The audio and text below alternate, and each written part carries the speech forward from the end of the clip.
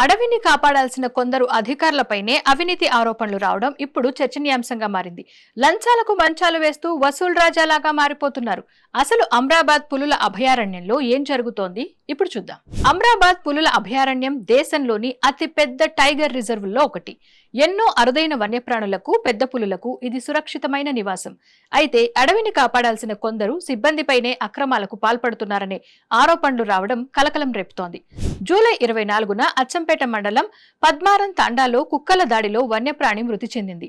మృతి చెందిన జంతువును కొందరు గ్రామస్తులు తీసుకెళ్లి పంచుకున్న ఘటన వెలుగులోకి వచ్చింది. ఈ విషయం బయటకు రాకుండా కొందరు అటవీ సిబ్బంది నిందితులతో కుమ్ముక్కయ్యారనే ఆరోపణలు వచ్చాయి. ఈ వ్యవహారంలో 3 లక్షలకు ఒప్పందం కుదిరిందని, అందులో 2 లక్షలు ముందుగానే తీసుకున్నారని ఆరోపణలున్నాయి. ఈ విషయం ఉన్నతాధికారుల దృష్టికి తీసుకువెళ్లడంతో విచారణ చేపట్టారు. ఘటనలో 17 మంది నిందితులను అదుపులోకి తీసుకుని కోర్టులో హాజరుపరిచారు.